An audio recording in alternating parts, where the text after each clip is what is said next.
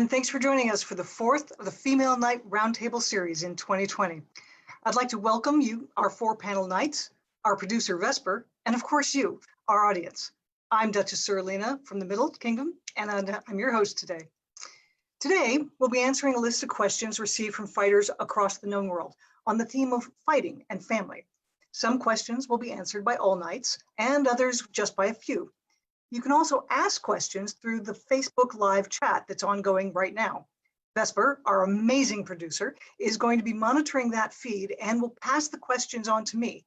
Now, we won't be able to get to all of the questions that are asked, but we should be able to get to quite a few. Any questions that we don't get to today will be answered later on the Facebook page, or they'll be answered in later episodes. I'd like to particularly thank our panelist knights today as we dive into some of those questions that are often considered female stuff, and that we don't talk about them because they're very personal or embarrassing. And these knights have really stepped up to talk about the things that we often don't talk about, and they're willing to be very candid with you. So please ask them their questions because they're here to share with you from a personal experience.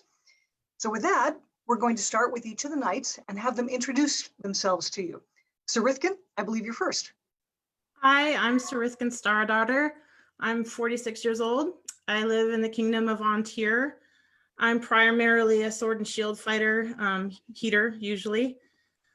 I found the SCA in 1996, 1997-ish. I've been fighting since I found it. That's how I got into it. My sister brought me into fighting. I have one kid. I got knighted, and she's 14 now. I got knighted in 2003 and had my child in 2006. And things I love about fighting are, meeting a whole bunch of people and having great friendships. Hi everyone, I'm Sir Leiden Ian Faraday. I'm from the Kingdom of Lockhart, which is Australia and New Zealand. I'm 32 years old. I primarily fight sword and shield in tourneys and pike in war, or I war command. I've been in the SCA since I was a child with my parents. I started fighting in 2009 and I was knighted in 2016, so it took about 7 years. I have a 2.5-year-old daughter named Chelsea.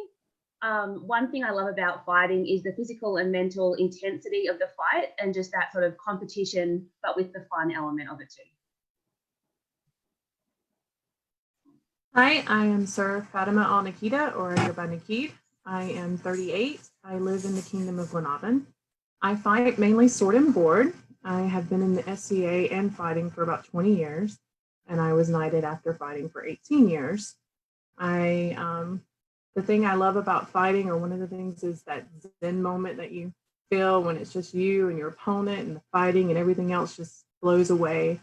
And you just feel the rush of being there in that moment, completely focused. I have one son. He is 4 years old. Hi, I'm Sir Kenyon. I'm 57. I'm out of Ethelmark. Most of my experience is in Atlantia because I'm in a little shire surrounded on 3 sides. I'm pretty much a one-trick pony, sword and heater fighter. I found the SCA 39 years ago in the early 80s. I started fighting, I got authorized in 1984. And I've been fighting sort of kind of more or less ever since. I had 3 kids, my daughter in 1992, she's 27 now. My son is 24. And my last pregnancy was in 2005, but that baby only lived a couple of weeks. So 10 years later, I was knighted in 2015. And thank you very much, ladies. Yep. Thank you. One of the things that a lot of female fighters are struggling with is how do we deal with family and possibly having kids and taking care of kids and still pursuing a path of knighthood, because that path to knighthood can be all consuming, and it can be all consuming of your time, your energy, your physical ability. So a lot of this episode is about how are those balanced by those who've actually done it. So the first question we have for you is, did you hold off getting pregnant to pursue knighthood? Why or why not? And Sir Leiden? Thanks, Lena. So I think this is a really tricky question. I think some people are like, what? That's crazy. Why would you do that? The flip side is, what else in your life are you going to spend probably 10 years of your life working so hard with such a high level of intensity towards? So I guess that's one of the reasons why some people might wait. When I was an unbelt, it's a question that I grappled with a lot. And I got a lot of different advice from different knights. Some people, with the advice of, well, maybe you're 6 years into a journey, like, do you want to cut that short and then have to recover and come back? Others were like, don't be crazy, it's just the SCA. For me personally, I got to the point where I was ready to start a family, and knighthood is such an intangible thing. Like, I could break my arm tomorrow. Like, you just don't know, it's too uncertain. So for me, I chose not to wait. I started trying to fall pregnant 18 months before I was ultimately successful and fell pregnant. So that just happened to be 6 months after I was knighted. So I did start trying before I was knighted. It was hard knowing that maybe I was shooting myself in the foot, but to me, having a family was just more important. And I figured I'd be able to come back. So Nikita.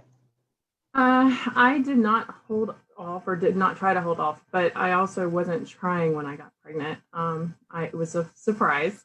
I had 2 miscarriages previously, and at that point, we didn't even think we were going to be able to successfully have a child.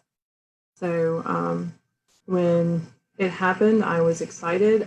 I would not have delayed for knighthood if I mean, at that point, I'd been trying to fight and been fighting for 18 years. So I delayed trying to have a child that long. Just, I don't know. He's my world, and the SCA is a hobby. So, but I can respect people putting it off and wanting to wait, trying to get through that time period or that push. But I don't know.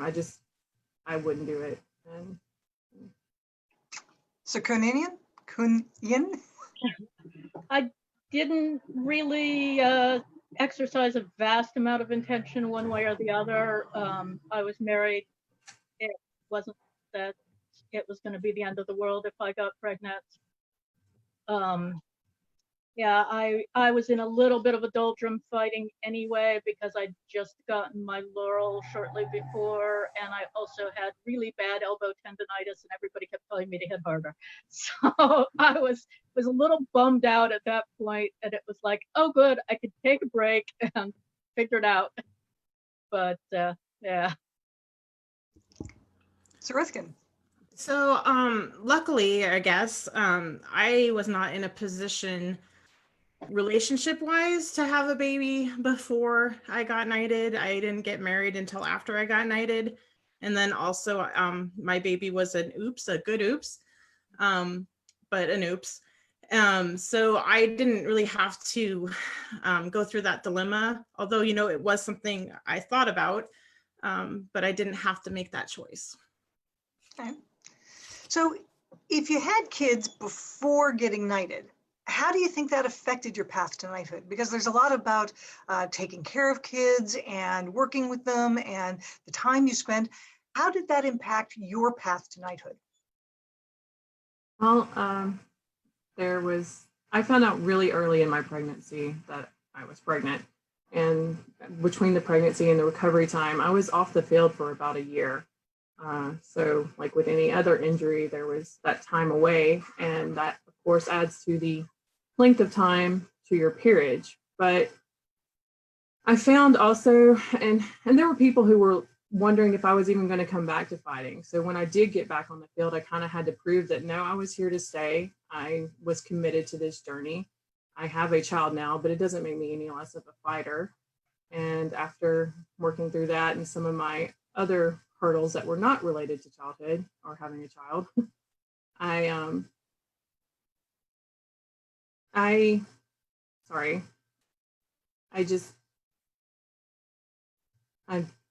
just totally spaced. After coming back from that and coming back out on the field, I think it actually helped me in the long run. I think it made my path shorter. My son is my inspiration. For him, I wanted to be a better person and a better fighter. Being a mother helped settle me into who I am. It's an additional face of who I am, but I kind of felt, for lack of a better word, complete And so with him, you know, I was more steady on my path. And then also, there's nothing like having a 6-month-old screaming from the sideline that makes you want to get off the field faster. So it increased my aggression and my determination to win a fight and then leave the field to go pick him back up. So I think it helped me actually in the long run. So I believe Sir Kunin also had a jump in on that one. For me, it definitely delayed things. We went to Penzic with my daughter when she was 10 months old. I fought, I did all the things, but it was exhausting, and I didn't go to Penzic again for the next 5 years. And at that point, I had 2 children. Yeah, we did pretty well at trading off, but for a lot of years, we had 1 sword and 1 shield between us because we were never fighting at the same time. So I was on mommy track fighting for a solid 15 years, probably. When my daughter was 14, she wanted to go play competitive Pokemon cards. And I said, you know, I will enable your competitive Pokemon cards if you will enable my competitive SCA fighting. And that worked out. So at that point, I kind of started trying to really pull it together again seriously. So how long did it take you after you gave birth to get back into armor? And what's the biggest challenge you have doing it? Because it's a serious body drain and in many cases can actually be an injury to the body. So how long was your recovery and how did you best go about that? Sir Rithkin?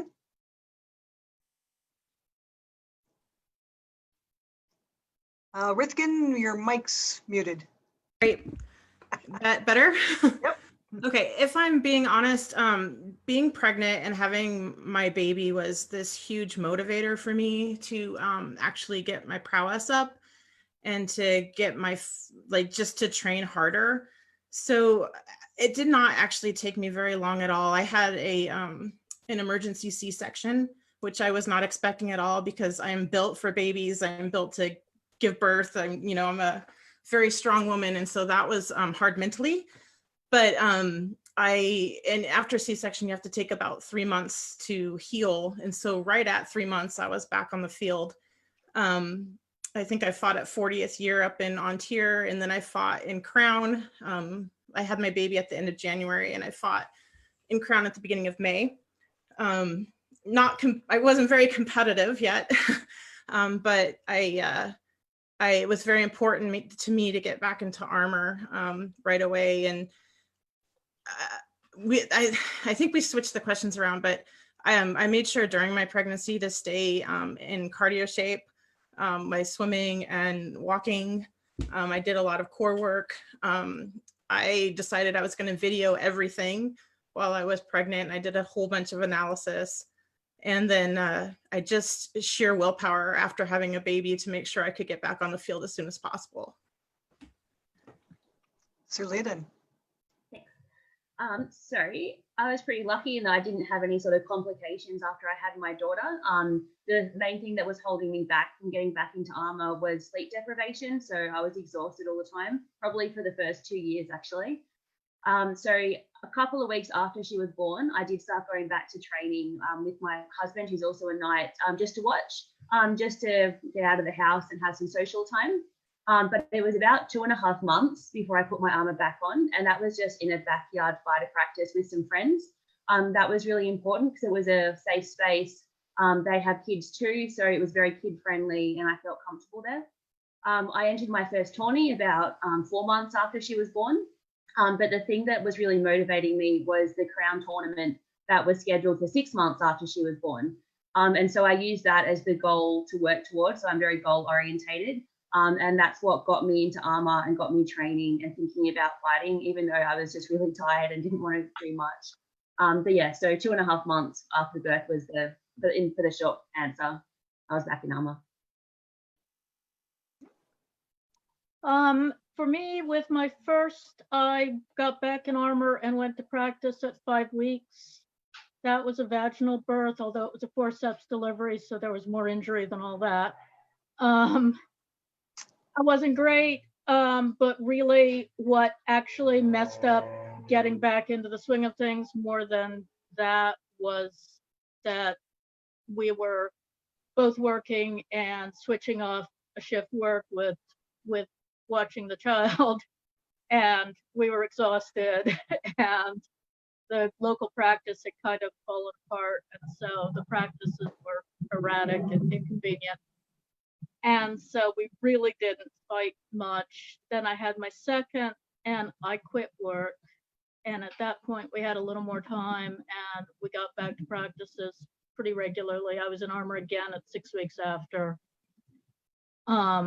With my third, that was a C-section, and I tried to get pregnant again after that. And so I really didn't fight for 7 or 8 months. Oh. So our next question comes to us from Sarah Perkins and Fiona. Fiona England, and I guarantee I'm butchering the name. We know that there's a lot of core power necessary when you go ahead and you fight.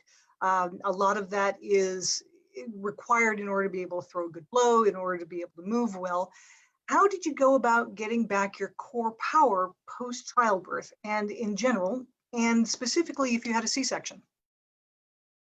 I had to have an emergency C-section. The biggest part of my recovery time coming back to fighting was letting that heal. And the first thing I did as soon as I could was start walking as much as possible. The movement was very important. After that, I started doing aerobic activities and yoga, lifting weights, Pilates, anything that would make me move my body. About 3 months in, I was back on the field fighting. I think that's when I was in my first tournament, about 3 months in. After that, you slowly just kind of naturally start building up strength just from wearing your armor and stuff. But I must have done something wrong. So mine's kind of a cautionary tale.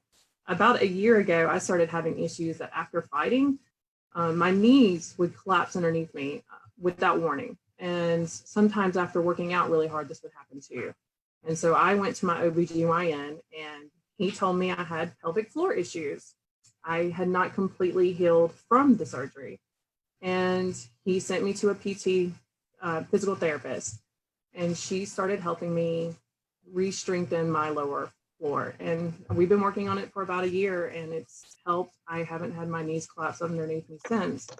But if you are having any issues, don't put it off like I did. Don't be afraid to seek medical attention and help with this, because I didn't even know it was an issue. I just, randomly started having all these problems, and lo and behold, it was because I'd built up scar tissue and I hadn't healed internally. So not exactly a perfect story, but learn from my experience.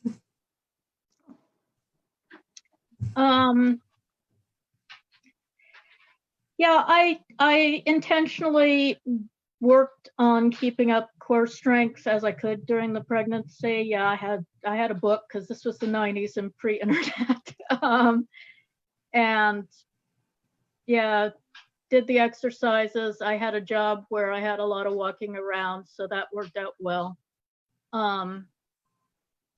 You do what you can, and then you get back and you do more after you're done. I certainly lost some things. Some people would say I never regained quite what I had. It's hard to know. Things change, and you're different. You get some things better and some things maybe not so much. So as most people in America know, you don't get much maternity leave in America. So even with my my C-section, I only got 6 weeks off of work. So I was back to work, back to walking, back to doing everything 6 weeks after my C-section. So I was making sure that I got the exercise I could do right away, making sure I was doing core exercises. I have to admit, though, that even to this day, I have issues that I never had before I had a baby with, this is awful, and I'm going to just be really blunt, but like incontinence, when I'm fighting, mostly from my knees and in a huge pressure situation. And I carry extra underwear and extra pants all the time for that reason, and, for menstrual reasons. But what I want to go a little bit further than just right after, because after having my baby, I totally rethought out and reworked my power generation. And I just sort of got thirsty for knowledge, for fighting knowledge. And I read like every book ever recommended to me. There's a really good book called, I think, The Principles of Effortless Power, by Peter Ralston, that my brother-in-law recommended to me. That was excellent. It's all about, getting power from the earth. And then I started this series of fighting classes in my kingdom, where we had somebody up or somebody out of kingdom like every month for a couple, right in the off season for a couple of years. And my prowess is so much better now than before I had a baby, just because I got super invested and driven to figure it out and to figure out how to make my body work for me post-pregnancy. Right, so I didn't do anything specifically intentional to try and get my core power back. I was kind of in a weird position where like I had been very strong and very fast and very fit leading up to being pregnant, but then I did pretty much nothing during my pregnancy. So I had lost a lot of muscle mass and a lot of my strength. But in saying that, my baby was pretty heavy and I picked her up and put her down a lot, especially if I was sitting down, lying down, whatever. So I think that you just naturally build up your core just because you are picking up a baby all day and carrying the baby around and doing lots of walking and all that kind of stuff that goes with it. And getting back into fighting helped as well. So doing slow work, doing tail work, all of that kind of gave me a bit of exercise. So it was just kind of gradual and organic rather than a heavily planned and worked out thing for me. Thank you. So Patty Ann Quinn asked us specifically, how long into your pregnancy did you ladies generally fight? How long before you turned around and said, I need to actually not be doing the contact part of this for a while? Anyone?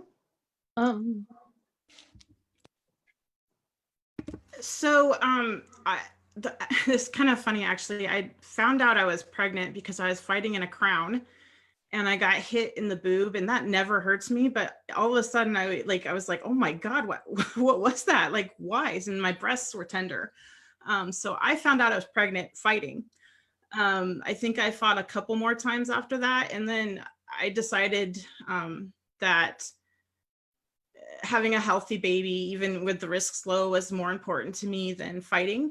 And I shifted my focus to things I could do out of armor to keep my fighting up. So I think maybe 3 months, maybe first trimester, and then I stopped.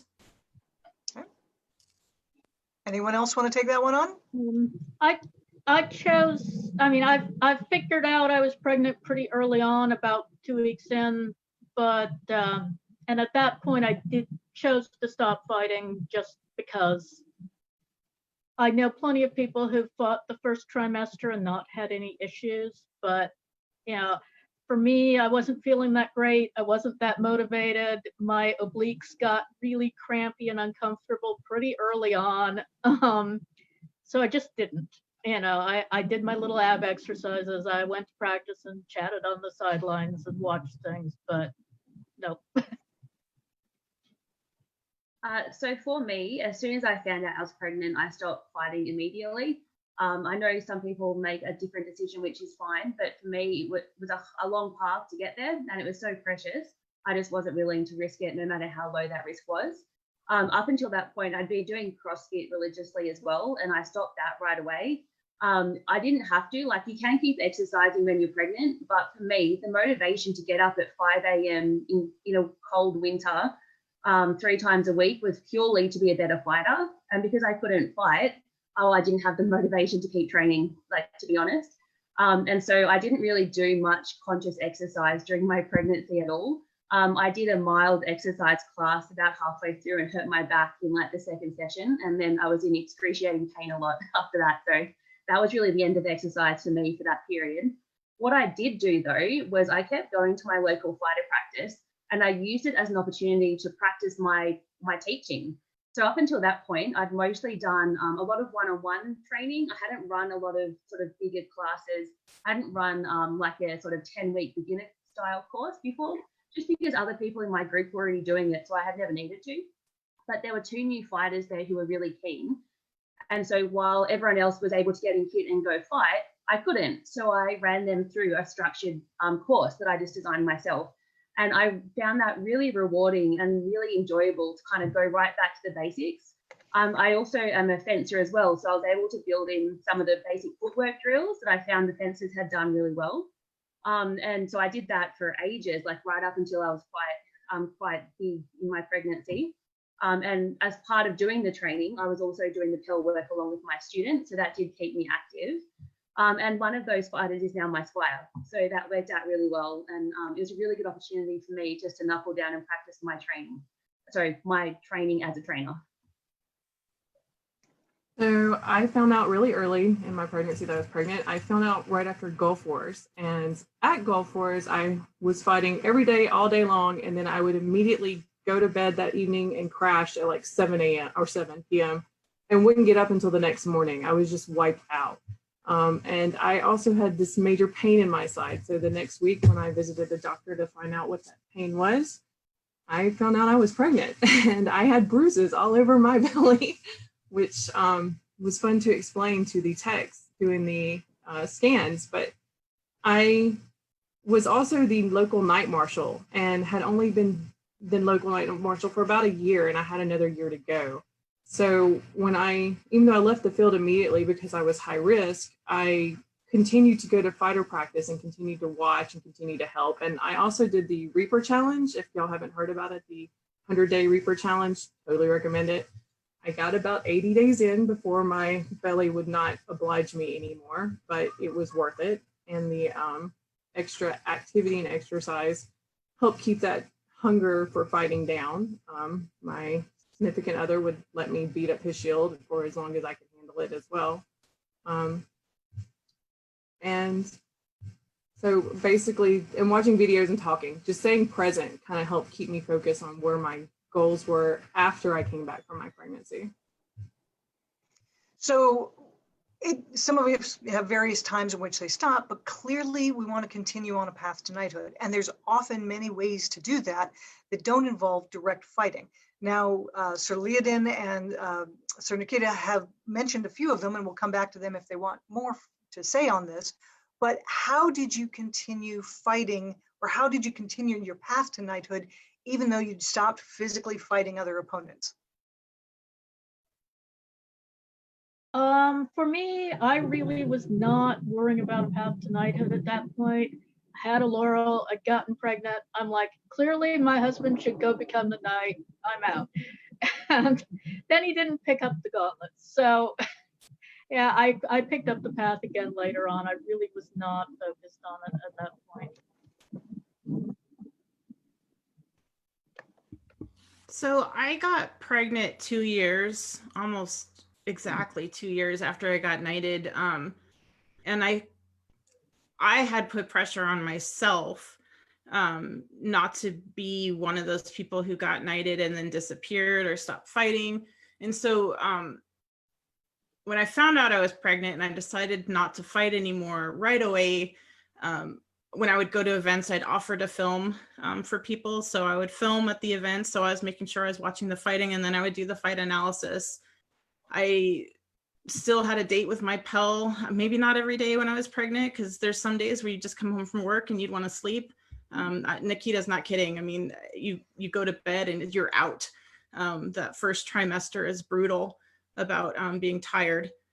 And so I did a lot of fight analysis, slow work, talking, fighting, and filming. That's pretty much how I spent my pregnancy.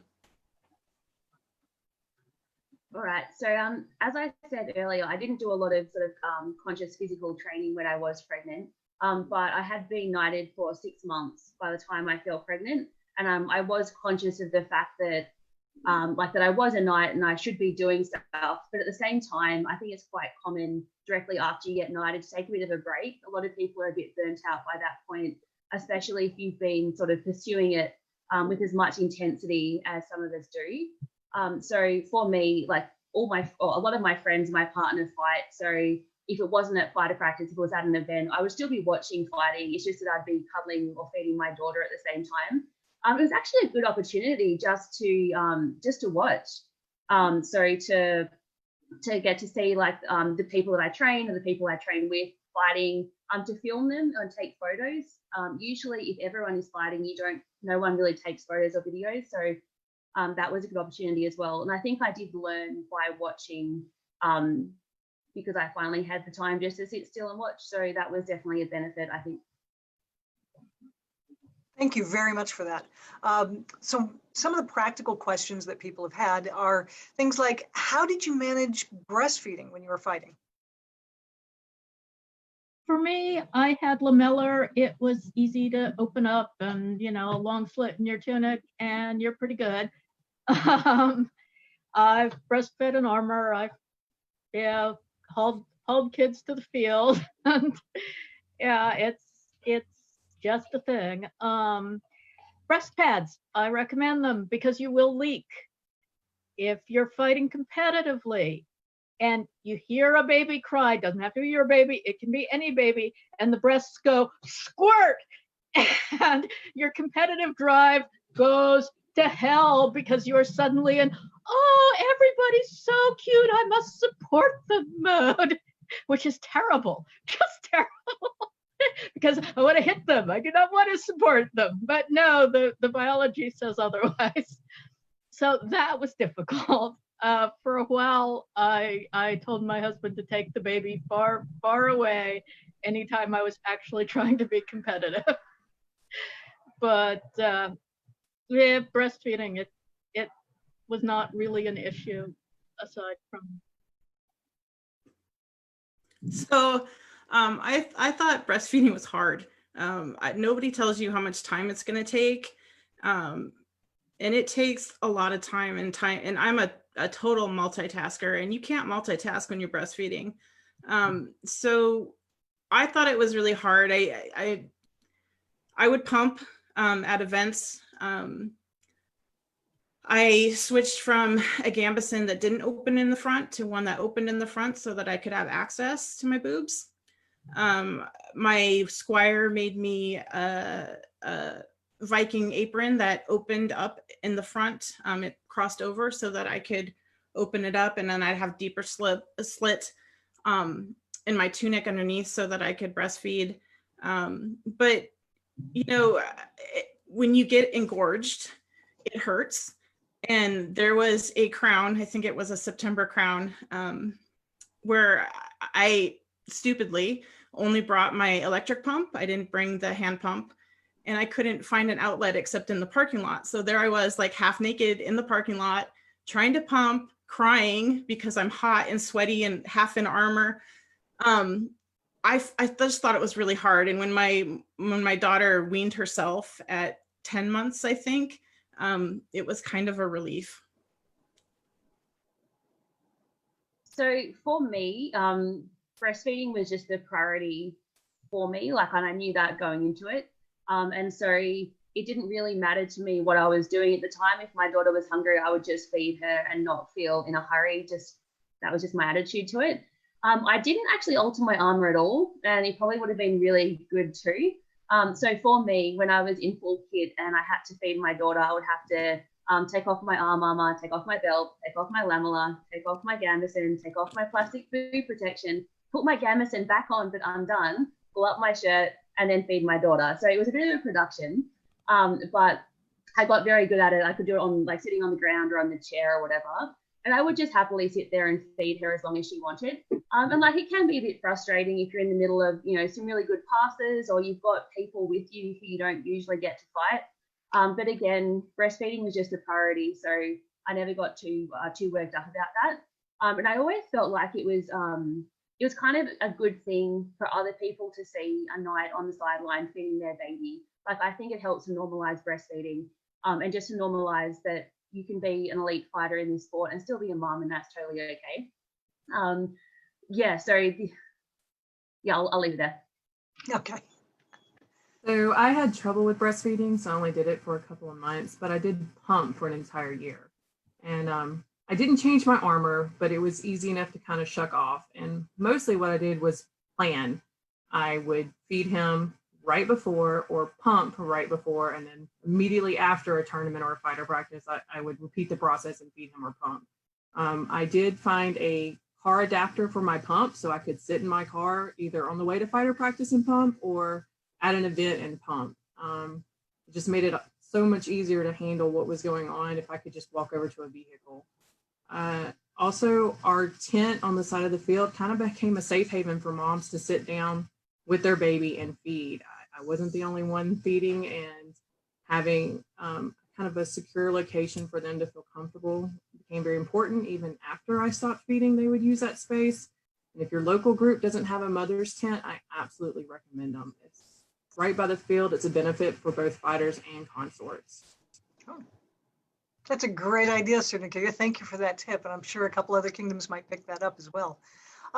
So as your children get older, how do you manage small children at SCA events, especially when you want to go fight? So when your child is a baby, it's not hard at all to find people willing to help. And babies are kind of a magnet. But once your child's not a baby anymore, it's actually much more difficult to find people to help. I was lucky, I'm still lucky that my sister also plays, and she did a lot of babysitting for us. But I found out very quickly that because both my husband and I fight, I love him, but he does not have the same sort of cue about, oh, wow, the kid has been with so-and-so, probably my sister, for hours, and we should go relieve her or check in. So I found that was going on me all the time, and that sucked. And it sucked on so many levels that we started just leaving our child home so that we could both fight, and we wouldn't fight with each other over over me always being the person that ended up going to get the kid. So a lot of camp grandma and a lot of paying for babysitting, which, you know, I said that sounds horrible that we didn't take her with us, but it was really the best thing for us in our marriage. So great question. I think there's a few elements to it. First up, a bunch of my friends had children before I did, so I had seen them at various events, whether it's an afternoon tourney or a week-long camping event. So I kind of had some ideas on what I thought was a good idea and what I thought wasn't going to work for me. So I always made sure I packed absolutely everything I needed, and it drives my husband mental. So there would always be a picnic blanket, toys, lots of snacks, water bottles, a parasol, like super important if you're in the sun. And I have a cart. So it's just like a cute little plastic cart, and my daughter can sit in it or climb over it, whatever. It entertains her really well. Friends helped us out a lot as well. So my daughter was happy to go to a number of my friends. I think the main thing, though, that works really well for my husband and I, because we both do fight, is that before we go to any big event that has like multiple days and multiple tourneys, we'll nominate what the key activities are that we really want to do. So for me, the festival, which is Lockhart's biggest annual event, it's always the Roses tourney and the Roses team. Those two things are the key things for me. For him, it's always, say, there's two tourneys that he picks. And we know going to the event that for his events, I've got our daughter. For my events, he's got her, and everything else in the middle, we negotiate. But we're very 50-50, and going into pregnancy and having our daughter, that was a really crucial thing. And so that follows through normal life into SCA as well. My husband also reigned recently with one of our friends, and so that was a big part of it as well. It was, you can reign, but the 50-50 childcare responsibility doesn't change. And he took that really seriously, and he made sure that was taken care of, which made it a lot more enjoyable and doable for me as well.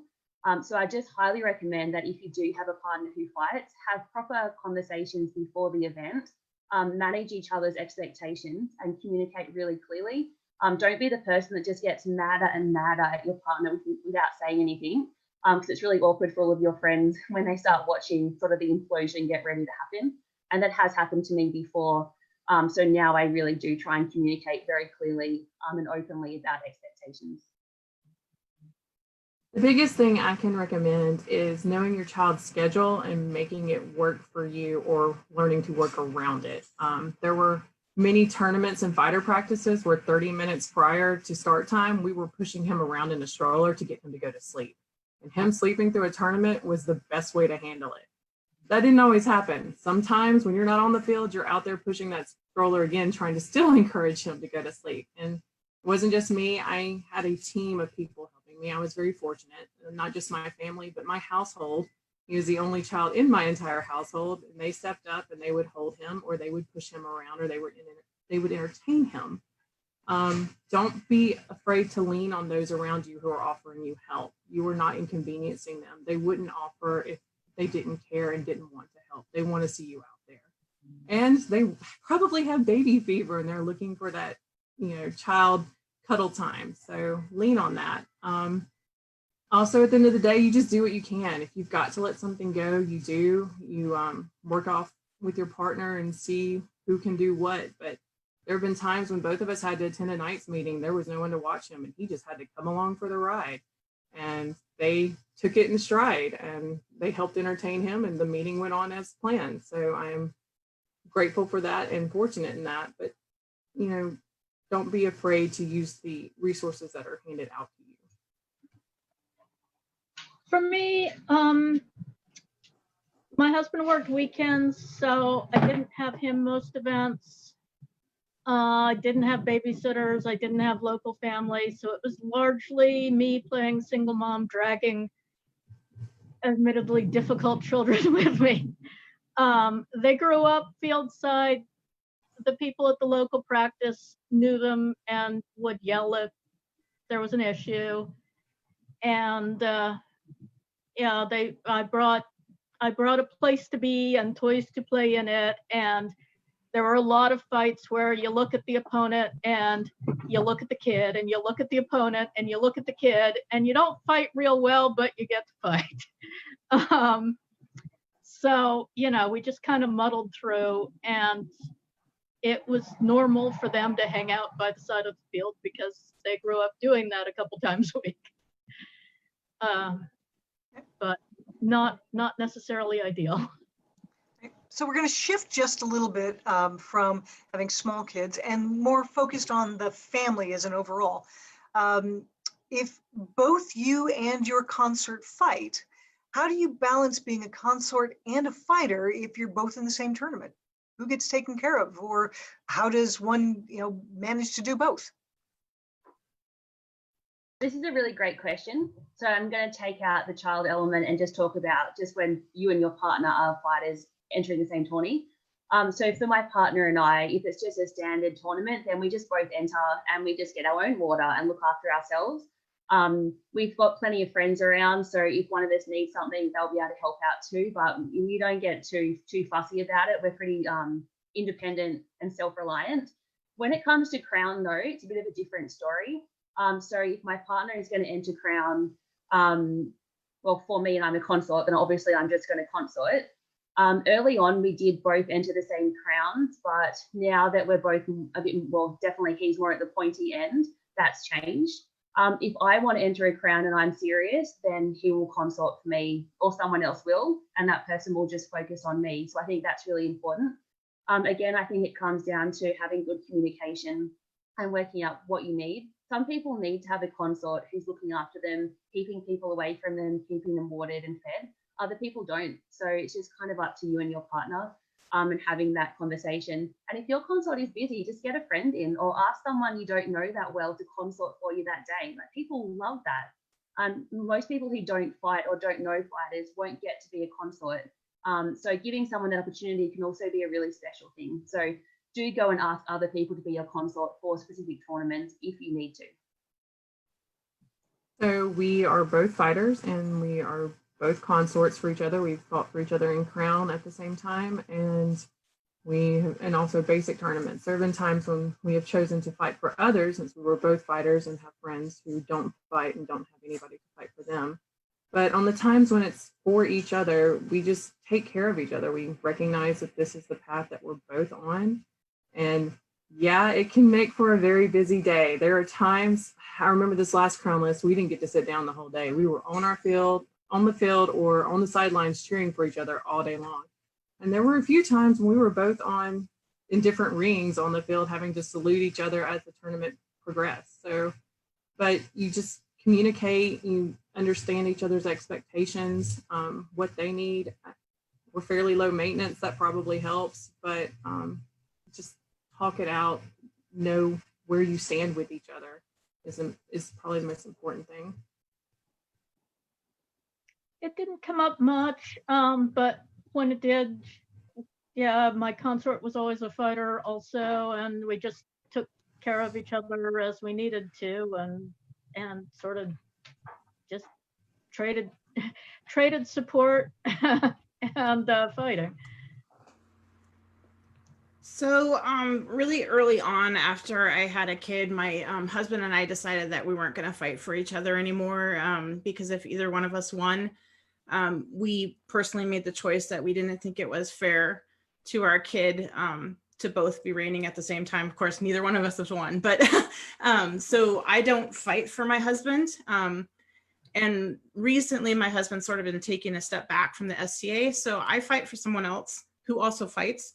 And with regard to being taken care of, I've never actually had someone really take care of me during a list. So I'm pretty self-sufficient.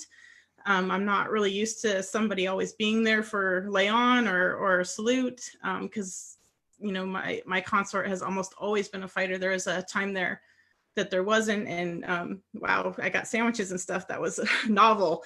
But I just try to be self-sufficient, I think, and because I get inspiration from my consort because he's a fighter, that works for me. Okay. So my experiences are actually very similar to Leodin. My husband and I both fought regularly in tournaments, but it was never really an issue until I was advancing in Crown up towards the final rounds, where the Crown tournament itself would have to be held up in order for him to watch my fight or for me to watch his fight. And that's about the time that we decided only one of us should be entering. So very similar to what Leodin had experienced. So the next question we had came from Retrude from Antir.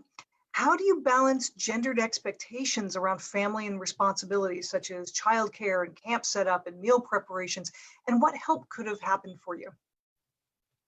My family doesn't really fall into classic gender roles. We tend to just go with wherever our strengths lie. He's more comfortable setting up the tent than he is with making it comfortable or organized on the inside. So I take on that responsibility.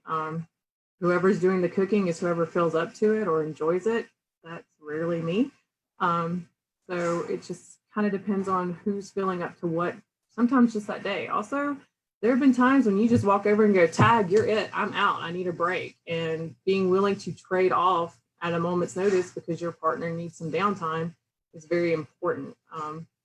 There is some discussions pre-events. If I have this meeting or I have to be there or I've agreed to do this, I'm a lot more guilty about raising my hand and volunteering than he is. So when he finally says, hey, I need downtime, I try to make sure I'm flexible and there to take over. Yeah, gendered expectations didn't come into it a lot. When my husband was around, he did what he did and I did what I did. The rest of the time, I more or less did all the things. Sometimes doing all the things meant getting in the car, going to McDonald's. But as far as wishes, Ethelmark had a habit with Crown Tourney of bringing dayboard to the competitors on the field, and that was really nice, not having to go find the food and, you know, move everybody from one part of the event to another and deal with, you know, it's just like, oh, thank goodness you brought me food, thank you very much. So that would be that was a welcome treat. So my experience is a lot like Nikita's. First of all, we don't have traditional gender roles either. I'm the provider. My husband is a stay-at-home dad. And we have figured out a system when we both go to events. I pack the stuff, he packs the car. We both unpack the car. We both put up the tent. I get everything organized inside because I'm better at it. And then he packs the car again because that's what works for us. So I don't think we have gendered roles. And also neither one of us cooks at events. We've intentionally chosen foods that don't need cooking. We never, ever cook at events. I guess not ever, because sometimes we'll make nachos at Sport of Kings. That's like our thing, to have margarita and nacho parties at Sport of Kings, but that's it. So we've just sort of organized our lives so that nobody has to do the dishes at events. Nobody has to cook at events, and we're all very self-sufficient. And, my child is also very self-sufficient. We just all eat out of the cooler, and when we're hungry, and everybody takes care of themselves. So I've seen this question come up a bunch in conversations about women and fighting. My personal experience is probably similar to Sir Rifkin's and a few of the other female knights here, in that we're very 50-50. We don't really have, I guess, traditional gendered expectations. So for example, my partner does all the cooking. He packs the car. He usually sets up the campsite, and I look after our daughter, and we'll usually set up the inside of the tent. And when it comes to like day-to-day at events, again, it's very evenly split, and it is kind of similar to at home. Like, there's things he's good at and there's things I'm good at, and we just stick with that. In terms of what sort of support could be useful, things like having, as Sir Kunian said, having like a lunch provided at a tournament is really helpful, especially when it comes out in like a little bag. So it's just one little thing. You can give it to your child, or you can eat it on site, whatever. You don't have to wander back to camp. That's really helpful. I think the other dimension of this question, though, isn't so much in your own relationship. I think it's also talking about other people. So whether that means thinking about when a tournament is scheduled to suit people with kids versus not with kids, or whether it's expecting that the woman is going to be busy, so not making allowances for that. So I think the question can be a bit broader. I have seen other people experience that before. I think in general, people think it's really standard that a woman has to leave a tournament or can't do something because they have childcare responsibilities, but that's less common for a man, or not expected. So maybe it's expected the guy will just fight all day with no questions asked. I think, again, that comes down to communication. And I think the more people that have kids in your social group, the more you become aware of that, and then that also impacts the friends of the friends, and it kind of spreads from there. So I hope that there aren't really strong gendered expectations getting in the way of women fighting when they want to fight. And if you see that happening to someone around you, speak up if you can, or offer to help. Or if you're running the event, try and make it so that it's easier for everyone, whether they have children or not, to participate fully. So mindful that we have a limited amount of time, I am going to tell you we have 4 more questions in here, so bear with us while we get through them. How do you continue to prioritize fighting when other aspects of the game pull at our time, whether it's an art or craft, or whether it's service, or assisting with the crown, or consorting? How do you balance that? For me, I run myself ragged a lot. I specifically, very early on, even before children, because I got tired and cranky and headachy at events, chose a service and an art that I could do at home in my copious spare time, instead of doing other things at events very much. That was the way I handled it. So I have been accused of not knowing how to relax.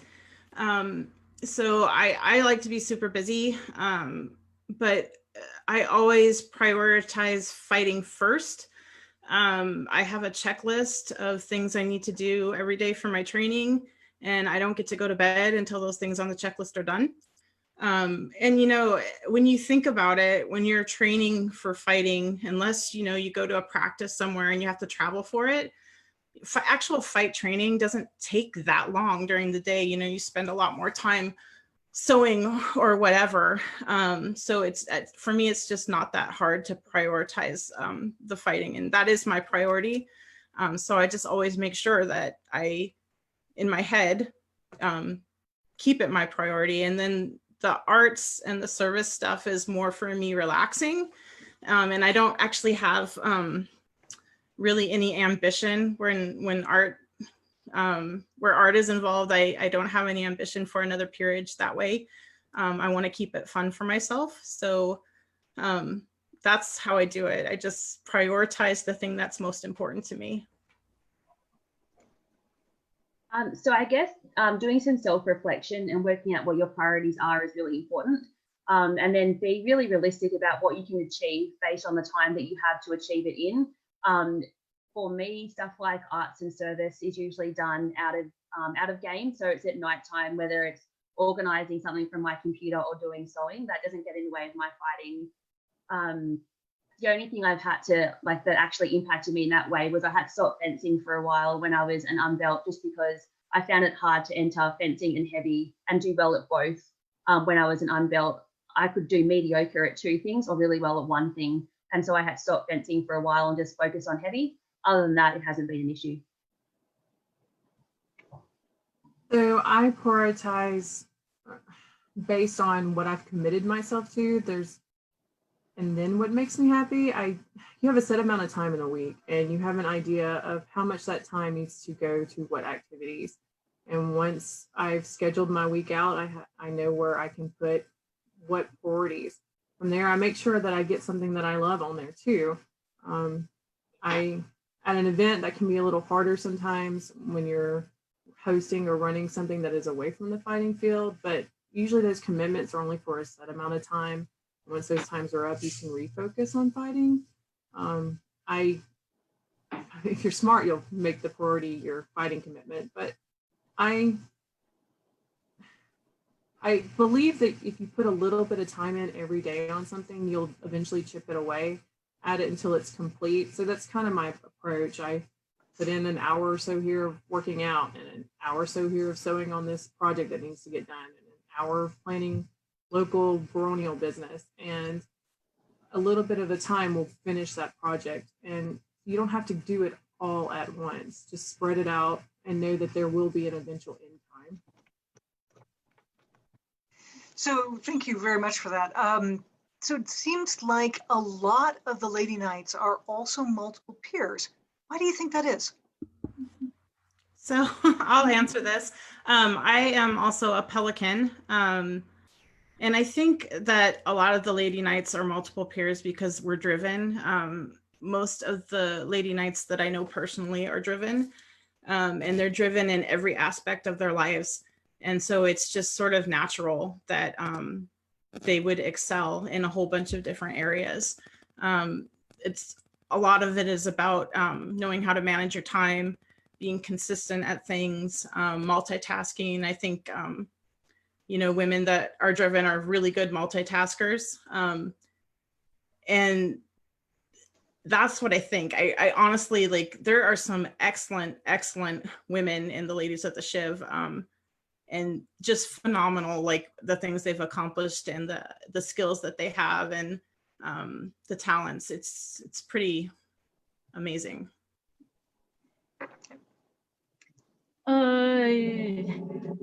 I'm a Laurel as well as a Knight. I think Sariskin's correct that we tend to be fairly driven people. I mean, fighting is not the default activity for a woman.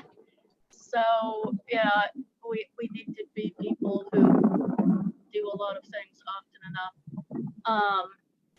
For me, I got knighted for doing calligraphy and illumination and scrolls, and I've never been a really great Laurel. It's a lot easier now that there's more online and they're not always holding the meetings in the middle of tournaments, because that's a really difficult choice to make.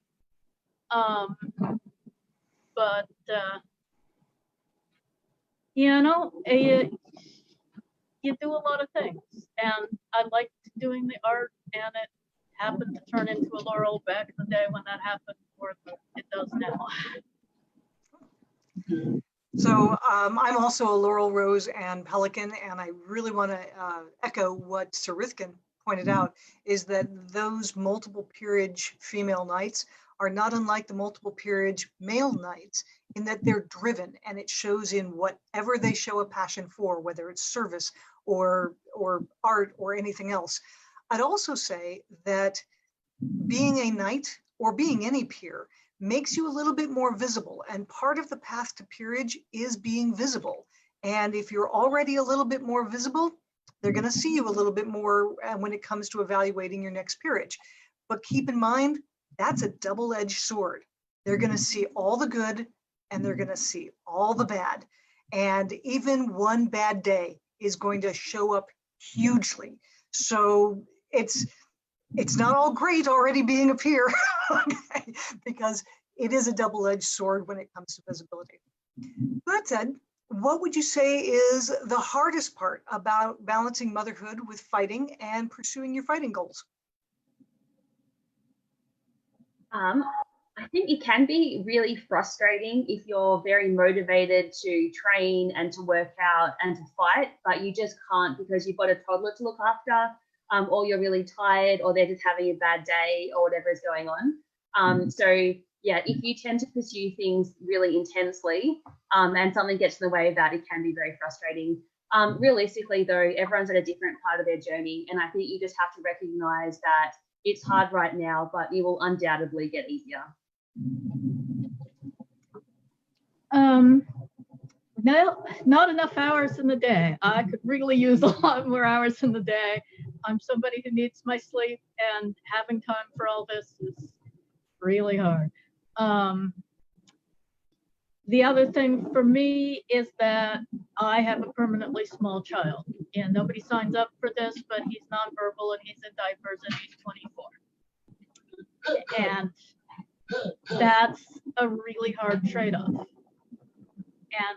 And you know, now that I know that this is what it is, and that it at some level terminal, and that I am a single mother, it really gets in my head that I can get hurt doing this.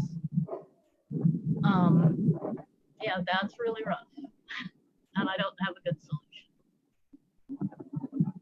So after that, my answer is gonna sound really shallow, but now that my daughter is 14, she's super independent, and the balance isn't as hard. But when she was younger and I would get up to work out in the morning, it would be my daughter, my dogs, and the cat all watching me on the elliptical, waiting for me to make them breakfast or whatever. And so I always felt this pressure that I didn't have any time for myself.